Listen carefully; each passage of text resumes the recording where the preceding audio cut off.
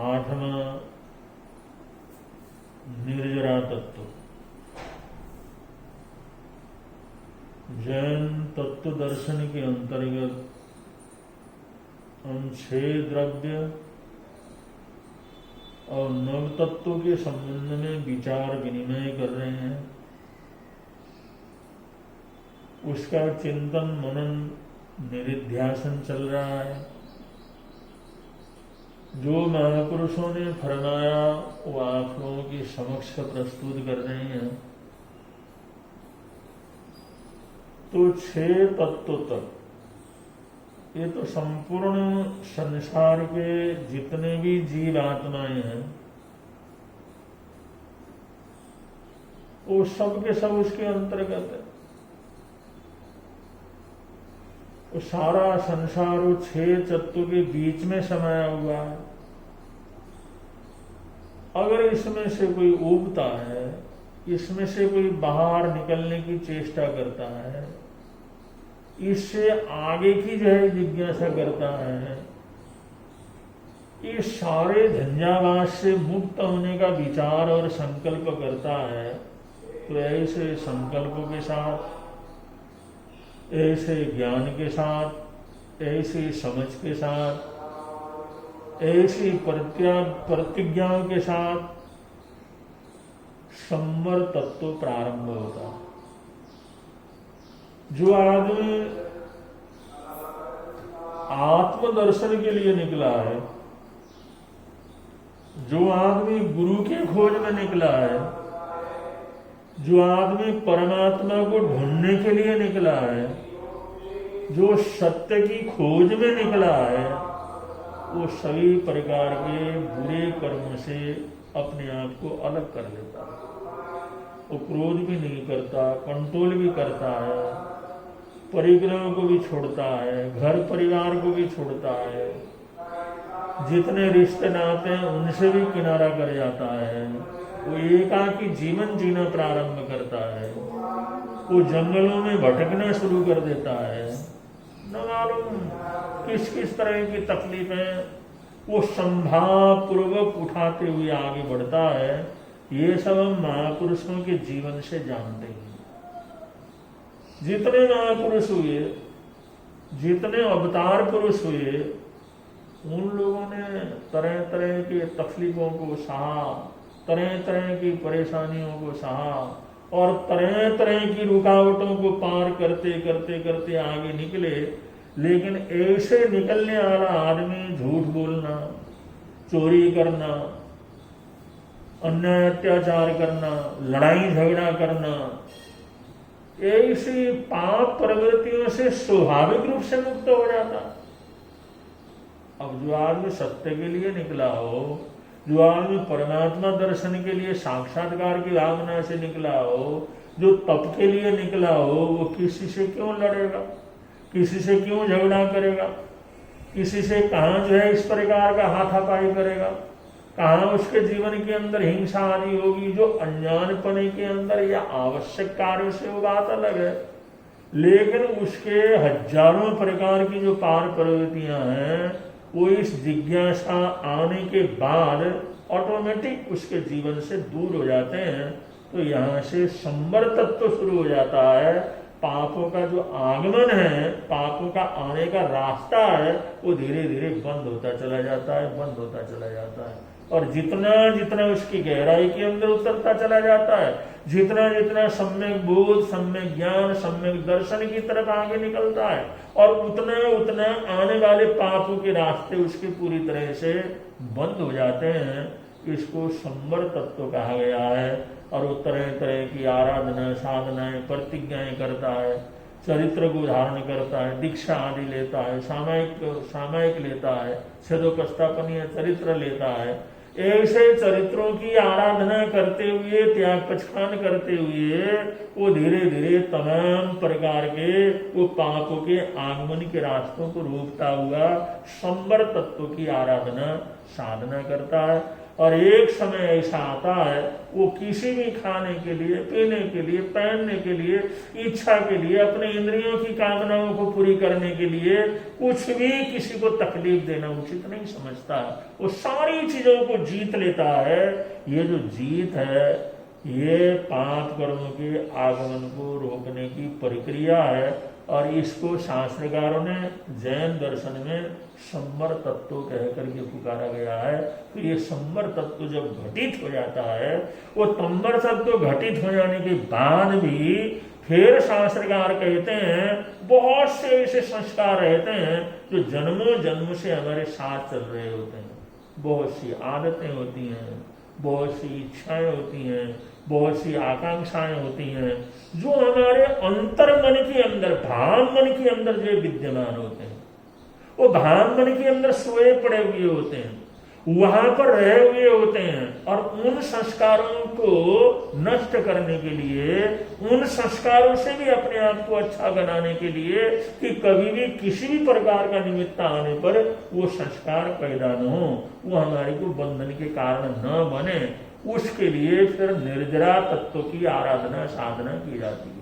क्योंकि बहुत बार इंसान बड़ी सद्भावना के साथ आगे बढ़ता है, बड़ी अच्छी ऊंची साधना भी कर लेता है, लेकिन कभी कभी कुछ ऐसे संस्कार पैदा हो जाते हैं किसी चीज के लोभ के अंदर आकर के, किसी वासना के अंदर आकर के, किसी आसक्ति के अंदर आकर के, किसी मोह माया के अंदर आकर के फिर उसी प्रकार से अपने जीवन को लौट पड़ता है। उसका जो साधना, उसकी आराधना साधना वो व्यर्थ हो जाती है। ऐसी प्रवृत्ति न हो उसके लिए जो जीवन में पहले से जन्मों जन्मों के जो संस्कार हैं, उन संस्कारों को तोड़ने के लिए, उन कर्म दलिकों को तोड़ने के लिए, वो जो अशुद्धिकरण हमारे अंदर विद्यमान है, बाहर से आना उसको तो हमने बंद कर दिया, लेकिन अनादिकाल से संसार के अंदर हम यहाँ पर हैं। तो कभी पशु बने हैं, कभी मनुष्य बने हैं, कभी अच्छे बने हैं, कभी बुरे बने हैं, कभी जो है किसी कीड़े मकोड़े के रूप में बने हैं, कभी खेचर बने हैं, कभी बलवान बने हैं, कभी कमजोर बने हैं।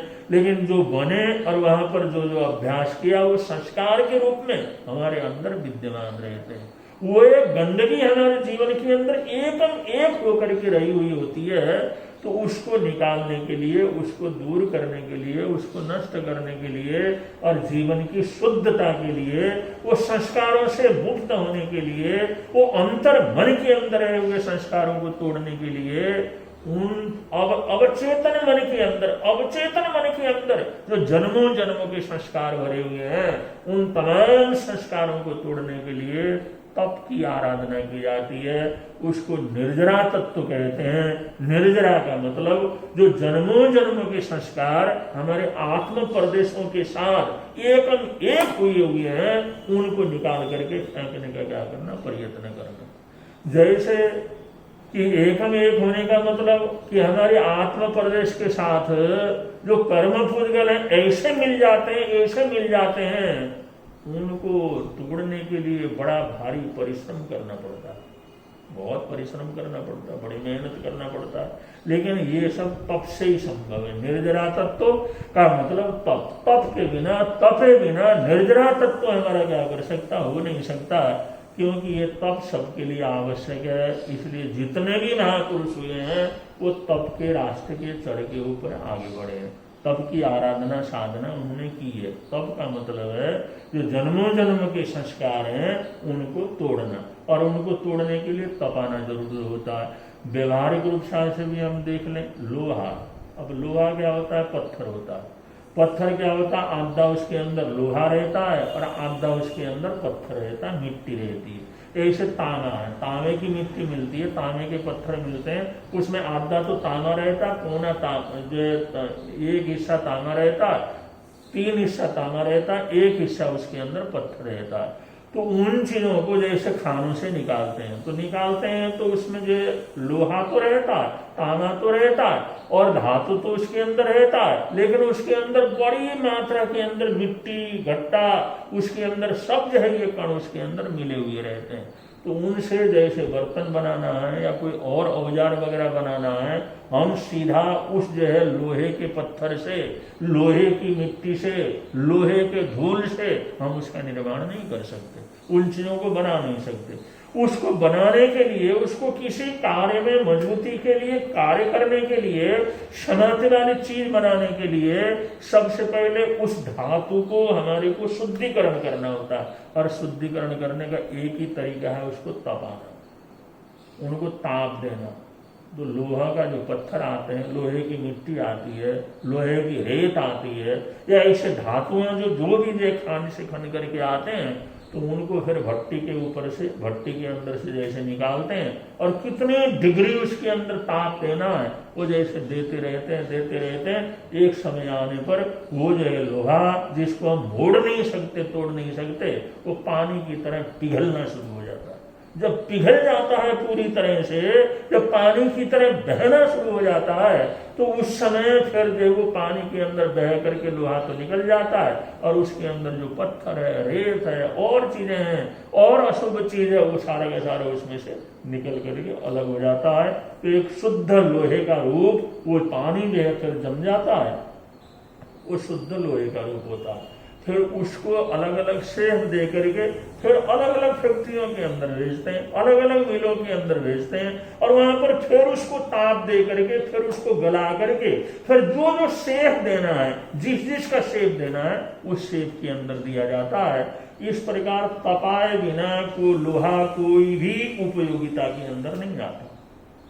अगर वो पत्थर की तरह किसी मकान बनाने के लिए रखो, बात अलग है, लेकिन जो है उसका औजार बनाना है, हथियार बनाना है, बर्तन बनाने हैं, कोई भी चीज बनाना है, कोई उपयोगी चीज बनाना है, तो उसको ताप के बीच में से निकालना जरूरी होता है, उसको तपाना जरूरी होता है, उसकी शुद्धिकरण की जरूरत होती है, उसके अंदर रहे हुए मिट्टी आदि अशुद्ध पदार्थों को निकालने की जरूरत होती है, उसके लिए उसको तपाना पड़ता है। तपाए बिना लोहे की कोई उपयोगिता नहीं है, तपाए बिना सोने की कोई उपयोगिता नहीं है, तपाए बिना चांदी की कोई उपयोगिता नहीं है, तपाए बिना कोई भी धातु बिना तपाए उसका कोई उपयोग वगैरह हम लोग कर नहीं सकते।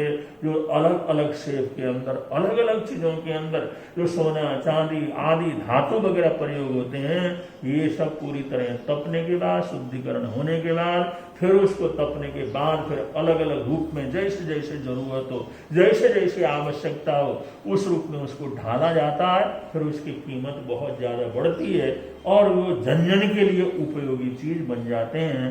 तो इस प्रकार ये तप तो हर जगह पर जरूरत, धातु के लिए भी जरूरत, पानी के लिए भी जरूरत है। पानी अशुद्ध हो जाता है तो उस पानी को सभी लोग कहते हैं वैद्य के पास जाओ, डॉक्टर के पास जाओ और जाकर के कोई बीमारी वगैरह बतलाओ तो कहता भाई तुम उबला हुआ पानी पी लो, और 2 बार उबला हुआ होना चाहिए, 3 बार उबला हुआ होना चाहिए, 1 बार उबला हुआ तो उबला हुआ पानी तुम ले लो, उबला हुआ पानी लोगे तो तुम ठीक हो जाओगे।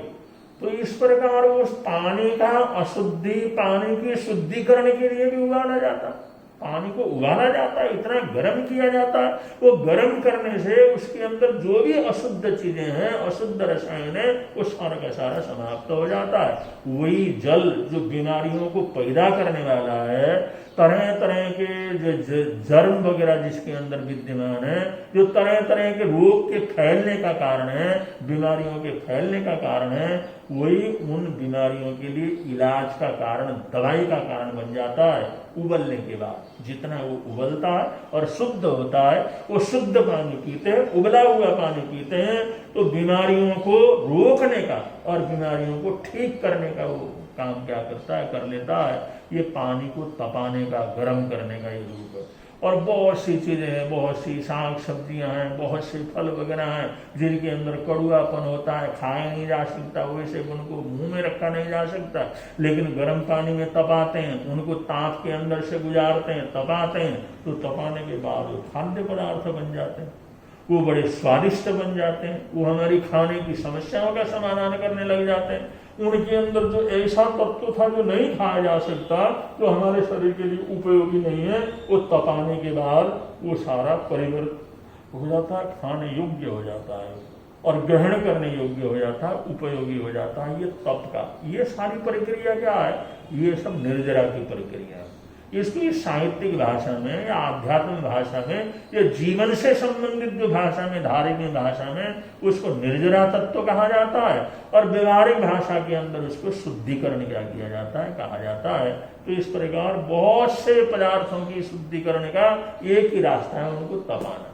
और ऐसे ही अपने जीवन को भी अगर हम अच्छा बनाना चाहते हैं तो भी तपाने की जरूरत है, तभी तपाने की जरूरत है, क्योंकि ताप देने से एक वस्तु शुद्ध भी बन जाता है और स्थायी भी हो जाता है। जैसे समझ लो दूध है, और दूध को आदमी न तपाए तो 1 घंटे के अंदर खराब हो जाता है, 2 घंटे के अंदर खराब हो जाता है, वो व्यर्थ हो जाता है, फट जाता है। उसी दूध को एक बार उबाला दे देते हैं, उबाला देने के बाद 24 घंटे, 12 घंटे, 16 घंटे, 24 घंटे अच्छा रहता है, लेकिन फिर भी जब उसके बाद भी अगर रखते हैं तो फिर जम जाता है, फिर दूसरे रूप को धारण कर लेता है। और उसके बाद जो है, जैसे जैसे दूध में से हम उसका जो है, उसके दूध से जो मक्खन वगैरह निकालते हैं, तो मक्खन को रखो तो भी खराब हो जाता है, लेकिन उसी को पूरी तरह से तपा करके जब घी का रूप दिया जाता है और घी को बरसों तक रखो तो कुछ नहीं होता। दूध 2 दिन के अंदर खराब हो जाता है, उसका दही वगैरह है वो 2-4 दिन में खराब हो जाता है, मक्खन बनाओ तो भी 2-4 दिन में वो खराब हो जाता है, उपयोग करने लायक नहीं रह जाता, कीड़े पड़ जाते हैं, खत्म हो जाते हैं। लेकिन उसको पूरी तरह से तपा करके जो भी उसी अशुद्धपना है सबको अगर निकाल देते हैं, शुद्ध रूप से घी जो सामने आता है, उसको बरसों रखो तब भी वो खराब नहीं होता। जितना पुराना घी हो उतना ही वैद्य लोग कहते हैं उतना ही अच्छा और स्वास्थ्यकर होता है। अब ऐसे जो गन्ने का रस निकाला जाता है, गन्ने का रस वैसे रखो तो कितने दिन रखोगे, 2 दिन, 2 दिन, 4 दिन, 2-4 दिन में खाने लायक नहीं रहता, पीने लायक नहीं रहता। लेकिन उसी को तपाते हैं, उबाला देते हैं, खूब अच्छी तरह से तपाते हैं, उसके अंदर से जो पानी है या अशुद्धपना जो उसका है वो निकाल जाते हैं, वो बिल्कुल अच्छी तरह से तप जाता है, फिर वो जम जाता है, तो वही गुड़ बन करके बरसों तक रहता है, उसमें कोई किसी खराबी का आकृति नहीं आती। ये ताप देने का प्रभाव है। ताप देने से एक तो शुद्धिकरण होती है और इसके उसके आयुष्य बहुत बढ़ जाता है, उसकी उपयोगिता बहुत बढ़ जाती है। तो इसी प्रकार से शास्त्रकार कहते हैं जो हमारा जीवन है, ये हमारा जीवन है, इसमें भी ये तपस्या की सबसे पहली आध्यात्म साधना में जाना चाहते हैं, जीवन का उत्थान करना चाहते हैं, इसको हल्का बनाना चाहते हैं, इससे ऊंचाइयों में उड़ान भरना चाहते हैं, तो हमारे को तपना भी बहुत जरूरी है। तपना। और वो हमारा तपना किस तरह से होगा? इस तरह से आग के तपाना नहीं है, ये जो है फिर भावनात्मक रूप से, ये सोच के माध्यम से, ये जो सहनशीलता के माध्यम से, क्षमा के माध्यम से इस अग्नि के अंदर जीवन को तपाया जाता है। ये जो संसार की अग्नि के अंदर तपाने लगे तो नहीं होता। उसमें छोटी मोटी बीमारी हो तो वो ताप देने से ठीक हो जाता है, सिकाई करने से ठीक हो जाता है उसमें भी, लेकिन एकदम अग्नि के अंदर डाल दिया तो नहीं होता उसमें। लेकिन ये जो चीजें हैं, जैसे क्षमा की अग्नि है, सहनशीलता की अग्नि है, बर्दाश्त करने की अग्नि है, मौन की अग्नि है, ये एकांतवास की अग्नियां हैं, इनके अंदर थोड़ा खा करके रहने की अग्नि है। तो इस प्रकार से बहुत सी ऐसी अग्नियां हैं, बहुत से तरीके बतलाए गए हैं। इसके अंदर से जब हमारा जीवन जब उसमें से गुजरता है, उन भट्टियों से जिसमें गुजरता है उसमें ठीक ठाक रहा, तो ये बहुत श्रेष्ठ, माननीय, सम्माननीय और उसके अंदर आदरणीय, ऐसे मान सम्मान को प्राप्त करने वाला जीवन होता है और स्वयं में संतुष्टिकरण हो जाती है। तो ऐसे जितने भी दुनिया के अंदर महापुरुष बनते हैं वो सभी तप की भट्टी से निकल करके ही बनते हैं। और इसमें एक समझ के लिए, जानकारी के लिए, इस सिद्धांत को अच्छी तरह से आत्मसात कर सके, इसके लिए शास्त्रकारों ने 12 प्रकार की तपस्याओं का, 12 प्रकार की आध्यात्मिक अग्नियों का वर्णन किया है, आध्यात्मिक शुद्धिकरण की प्रक्रियाओं का वर्णन किया है, जिसके अंदर अनशन शुद्धिकरण, उनोदरी शुद्धिकरण, वृत्ति निक्षेप शुद्धिकरण, रस परित्याग शुद्धिकरण, विविक्त संयासन शुद्धिकरण, काय क्लेश शुद्धिकरण, ये जो शुद्धिकरण की जो प्रक्रिया है इन्हीं को तप भी कहा जाता है। अनशन तप, उनोदरी तप, वृत्ति संक्षेप तप भी कहा जाता है। लेकिन ये जो है हमारे जीवन के शुद्धिकरण के लिए है, इसलिए ये वो अग्नि, अनशन की अग्नि, उनोदरी की अग्नि, वृत्ति निक्षेप की अग्नि, रस परित्याग की अग्नि, ये जो हमारी शुद्धिकरण की क्या है प्रक्रियाएं हैं। अगर इनमें से हम अपने जीवन को गुजार सकें तो हम जन्मों जन्मों के बुराइयों को, जन्मों जन्मों के गलत संस्कारों को, जन्मों जन्मों के अशुभ संस्कारों से अपने जीवन को मुक्त कर सकते हैं।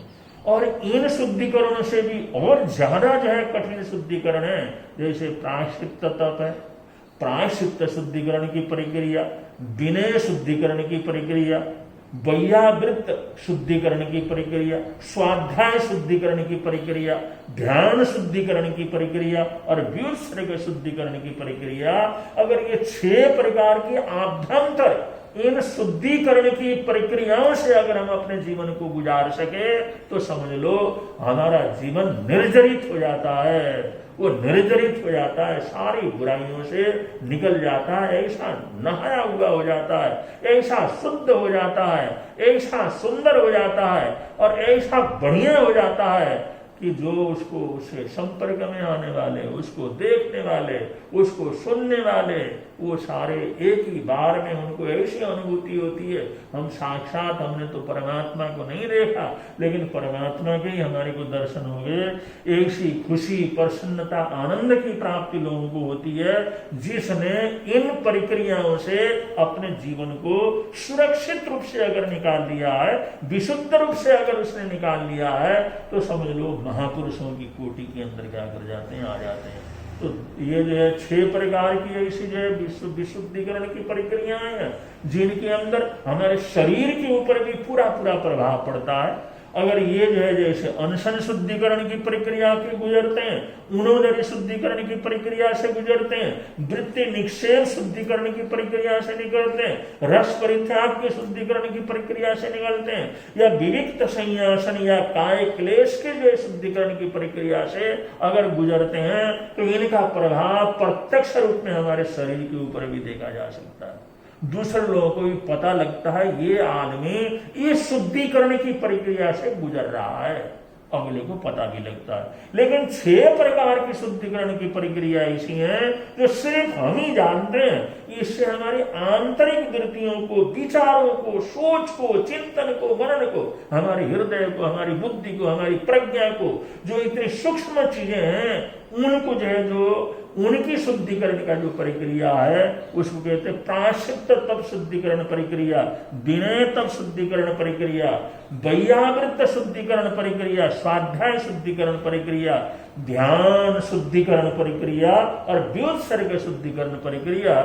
इनमें से अगर हम गुजरते हैं तो इसका शरीर के ऊपर तो इतना खास पता नहीं लगता, अगले को हमारा ये कर रहा है ऐसा भी पता नहीं लगता, लेकिन इनसे अपने आप अकेले होकर के हमारे को गुजरना पड़ता है, हमारे को पता लगता है। तो दूसरे को हमारे का अभिमान जब खत्म हो जाता है, दिखाने की प्रवृत्ति खत्म हो जाती है, मान सम्मान प्राप्त करने की स्थिति पता खत्म हो जाती है, दूसरा हमारी प्रशंसा करे इसी लालसा खत्म हो जाती है। इस प्रकार ये जो बहुमान सम्मान की, आदर सत्कार की, लोभ की प्रवृत्ति ये जिस समय खत्म हो जाती है, वही इन जो है आंतरिक शुद्धि की प्रक्रियाओं से गुजर सकता है। और उन प्रक्रियाओं से जिस समय गुजर करके अगर निकल गया तो समझ लो परमात्मा का जन्म हो जाता है, फिर परमात्मा का जन्मोत्सव हो जाता है,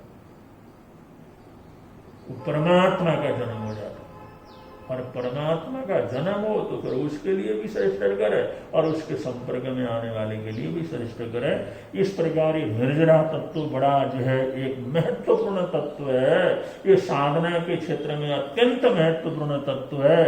और इसी तत्व से निकल करके जन्मों जन्मों के कर्मों को ये साधक काट सकता है। कहाँ भी है भव कोटि संचयम कम, भव कोटि करोड़ों भवों के अंदर जो हमने कर्मों को संचय किया है, कर्म दलिकों को संचय किया है, कर्म संस्कारों को हमने संचय किया है, भव कोटि करोड़ों करोड़ों भवों के अंदर, करोड़ों करोड़ों जन्मों में, करोड़ों करोड़ों जगह के अंदर जन्म लेते हुए जो हमने अनंत जो कर्मों के संस्कारों को एकत्रित किया हुआ, संचय किया हुआ है, तपसा निर्जरिजयी, वो तप के द्वारा वो सारे के सारे धुल जाते हैं, कट जाते हैं, जल जाते हैं, खत्म हो जाते हैं, नष्ट हो जाते हैं। जन्मों जन्मों के करोड़ों करोड़ों भवों के जो संस्कार हैं वो भी इन जो है तप शुद्धिकरण की बाहर प्रकार की प्रक्रियाओं से गुजरते हैं, तो सारे कर्म दलित, सारे संस्कार जो करोड़ों भवों से हमारे साथ चिपके हुए हैं वो भी भस्मसात होकर के नष्ट हो जाते हैं। और ये आत्मा एक परमात्मा के रूप में परिवर्तित हो जाती है, आत्मा परमात्मा के रूप में उसका जन्म हो जाता है। और आत्मा अपासो परमप्पा, अपनी आत्मा परमात्मा के रूप में परिवर्तित हो जाता है। और जो संसार के अंदर रहते हुए ही संसार से वो मुक्त जैसा हो जाता है। ये निर्जरा तत्व तो अपने आप में बड़ा अद्भुत है। और इसको जो ध्यान रखेंगे, थोड़ा थोड़ा अभ्यास करेंगे तो करते रहेंगे तो बहुत अच्छा रहता है। अगर इस तरह से अपनी आत्मा की शुद्धिकरण नहीं कर सकते तो कम से कम अपने वचनों के, अपने व्यवहारों को, बोलने का तरीका, खाने पीने का तरीका, हमारे व्यवहार में जो बहुत सारी बुराइयां हैं उनको तो निर्जरित कर सकते हैं, उनको तो तोड़ सकते हैं। जिन हमारी आदतों के कारण हम परेशान हैं, हमारी आदतों के कारण हमारे परिवारजन परेशान हैं, हमारी आदतों के कारण हमारे रिश्तेदार परेशान हैं, हमारी आदतों के कारण हमारे आसपास रहने वाले लोग परेशान हैं, कम से कम उन चीजों को तो जला सकते हैं, उन चीजों को तो निर्जरित कर सकते हैं, उन चीजों को तो नष्ट कर सकते हैं। वो भी इसी जो है निर्जरा तत्व के माध्यम से हम जिस बुराइयों को छोड़ना चाहें, जिस आदत को छोड़ना चाहें, जिस बुरी आदत से मुक्ति पाना चाहें, जिस व्यसन से अपने आप को मुक्त करना चाहें, तो भी हम इस निर्जरा तत्व से निकल करके, ये निर्जरा तत्व के शुद्धिकरण की प्रक्रियाओं से निकल करके उन प्रवृत्तियों से, उन वृत्तियों से, उन बुराइयों से अपने आप को मुक्त कर सकते हैं। तो इसलिए पूरी तरह से आत्मा को परमात्मा न कर सकें तो आत्मा से एक अच्छा आदमी तो बन सकते हैं, एक अच्छा नागरिक तो बन सकते हैं। आत्मा से अगर जो महात्मा नहीं बन सकते तो अच्छा इंसान, अच्छा गृहस्थ तो बन सकते हैं, एक अच्छा व्यापारी, अच्छा सहयोगी मित्र तो बन सकते हैं, एक अच्छा मित्र, एक अच्छा भाई, एक अच्छा पड़ोसी तो बन सकते हैं, इतना तो बन सकते हैं। लेकिन किसी भी अगर प्रक्रिया में किसी अच्छाई की तरफ हमारे को आगे बढ़ना हो तो वहां तक उत्पन्न होने वाली रुकावट प्रदान करने वाली जो बुराइयां हैं उनको जलाए बिना, उनको नष्ट करे बिना, उनके शुद्धिकरण के बिना तो हम कुछ भी नहीं बन सकते। इसलिए कुछ न कुछ तो इसका प्रयोग हमारे जीवन के अंदर होना चाहिए। अगर इसका ज्ञान होगा, जानकारी होगी, तो हम प्रयोग करके अपने जीवन को सार्थक भी बना सकते हैं। तो इन्हीं मंगल कामनाओं के साथ निर्जरा तत्व का विवेचन करते हुए आज के विवेचन को यहीं पर हम विराम दे रहे हैं। बोलिए भगवान महावीर स्वामी की जय।